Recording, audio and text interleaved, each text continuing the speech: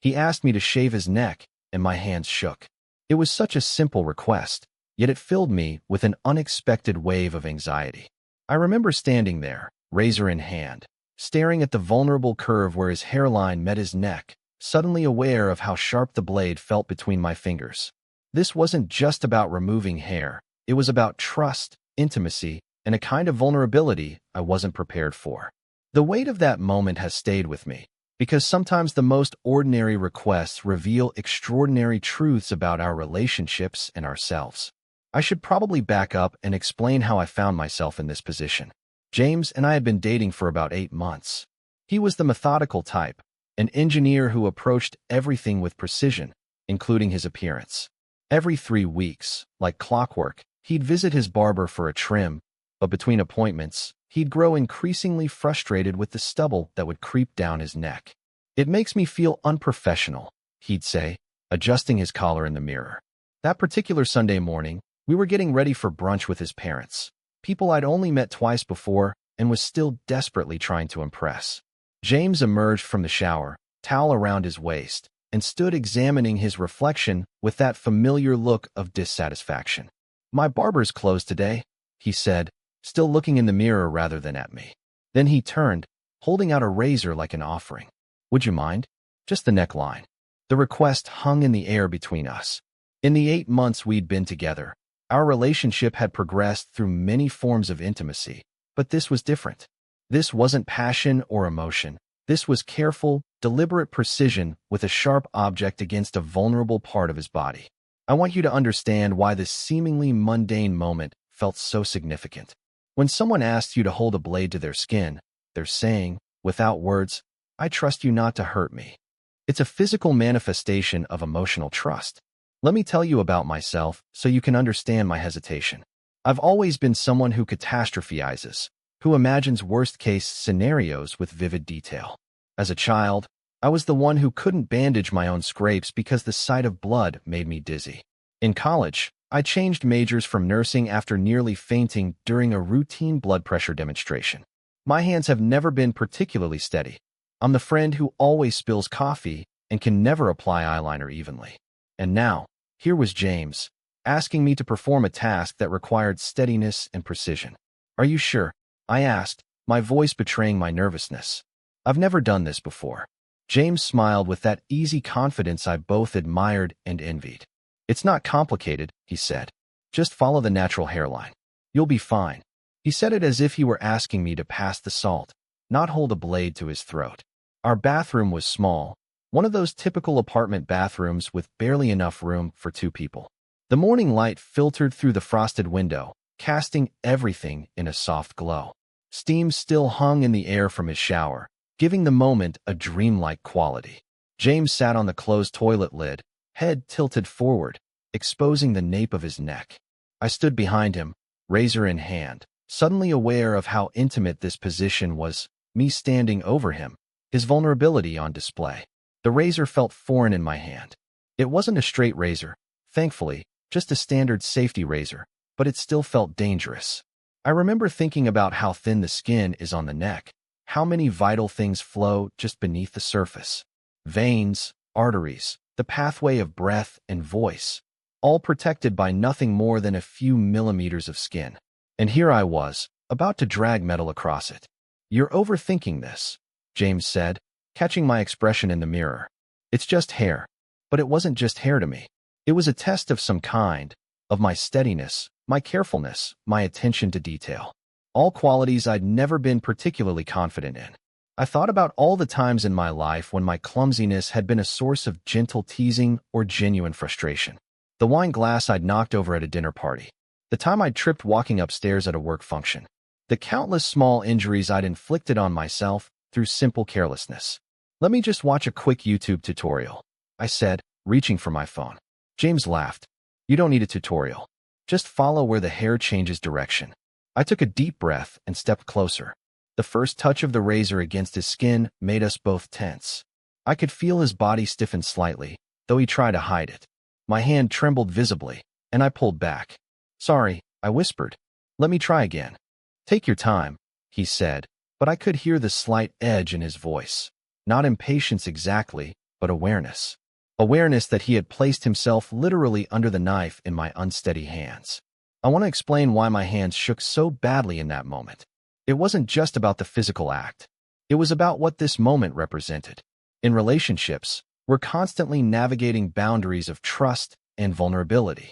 Most of these negotiations are invisible, emotional, abstract. But this was physical, concrete. If I messed up, there would be immediate consequences, a cut, blood, pain I had caused. The metaphor wasn't lost on me. Relationships involve the constant risk of hurting each other, usually in emotional ways that leave no visible marks. But here, any mistake would be immediately visible. I took another deep breath and tried to steady my hand. This time, I managed a single, short stroke. A small line of stubble disappeared under the blade. Success. No blood, no nick, no disaster. I exhaled. See, James said. Not so hard. But my relief was premature. As I continued, my hand still trembled. Each stroke required intense concentration. My breath held, my body tense. I found myself thinking about all the trust exercises people do in corporate retreats or therapy sessions, falling backward into someone's arms, being blindfolded, and led through obstacles. This felt like one of those, but more intimate somehow, more revealing of character. James remained patient, tilting his head at different angles as needed. Occasionally he would offer gentle guidance, a little higher on the left, or, you missed a spot here. His calmness gradually had a steadying effect on my nerves. Halfway through, I realized my hand was shaking less. There was an unexpected intimacy to the silence that fell between us. The only sounds were our breathing and the soft scrape of the razor against skin.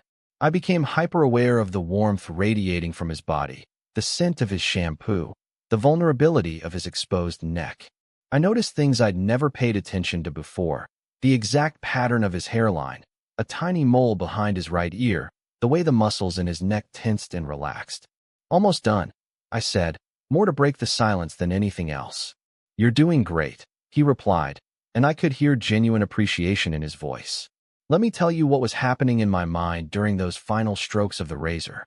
I was thinking about all the ways we care for each other in relationships, the visible and invisible acts of tenderness.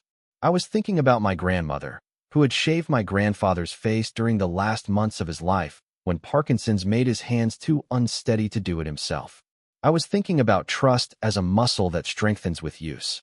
When I finished, I stepped back to examine my work. The line was reasonably straight, the skin smooth and unharmed. No blood, no nicks, just a clean, defined hairline. I felt a disproportionate surge of pride, as if I'd accomplished something far more significant than a simple grooming task. James stood and examined my work in the mirror, turning his head from side to side. Perfect, he said, and kissed me on the forehead. Thank you. That simple thank you carried more weight than it might seem. It acknowledged not just the physical act, but the emotional hurdle I'd overcome. My hands had shaken, yes, but I'd done it anyway. I'd faced my fear of causing harm, my lack of confidence in my steadiness, and I'd proven to myself that I could be trusted with something precious. After he left the bathroom, I stood looking at myself in the mirror. My reflection showed no outward change, but I felt different somehow. It's strange how such small moments can become turning points in how we see ourselves and our relationships. This wasn't a dramatic declaration of love or a major milestone like moving in together or meeting parents. It was quieter, more subtle, but no less significant. When we arrived at brunch later that morning, James's mother complimented his appearance. "You look very polished today," she said, and I felt a secret pride knowing I had contributed to that polish. James caught my eye across the table and smiled slightly, a private acknowledgement of our shared experience. In the weeks that followed, something shifted between us. It wasn't dramatic, more like a slight recalibration of our dynamics. James began asking for my help with other things, small tasks that required care and attention, and I found myself less hesitant to offer that help, less afraid of my own clumsiness. My hands still shook sometimes, but the shaking no longer felt like a failure of character. 3 weeks later, James's neck hair had grown back, and he held out the razor to me again. This time, I took it without hesitation. My hands were steadier, my confidence higher. The second time was easier than the first, the third easier than the second. It became a ritual between us, a small, regular act of care and trust. I've been reflecting on why this experience affected me so deeply. I think it's because it challenged a story I had been telling myself for years, that I was too clumsy, too careless for certain kinds of precision and care, that my shaking hands were a fundamental limitation. But James's simple request asked me to write a new story, one where I was capable of steadiness when it mattered, where my hands could learn to be gentle and precise. There's something powerful about being trusted in ways that challenge our insecurities. When someone sees past the limitations we've assigned ourselves and simply assumes we are capable, it creates space for growth. James didn't ask if my hands were steady enough. He simply assumed they were. And in doing so, he invited me to question my own assumptions about myself. I think about that morning often, the steam-filled bathroom, the weight of the razor in my hand, the vulnerable curve of his neck. I think about how trust works in both directions. His trust in me not to hurt him, and my trust in myself to be worthy of that confidence. Both were acts of faith, steps into uncertainty with the hope of connection on the other side. The truth is, my hands still shake sometimes. I still knock things over occasionally and trip over my own feet. But I've stopped seeing these traits as defining limitations. They're just part of who I am, alongside other parts that can be careful, precise, and trustworthy when needed. That morning taught me that vulnerability isn't just about exposing our own necks. Sometimes it's about holding the razor, accepting the responsibility that comes with being trusted. Both positions require courage. Both create opportunity for deeper connection. So if you find yourself in a moment where someone is trusting you beyond what you trust yourself, whether it's with a razor against their skin or with their heart, their secrets, their dreams, remember that their faith in you might see something true that your fear has been hiding. My hands shook, yes, but they did not fail. And neither, I suspect, will yours. Total _char_count, 12,931.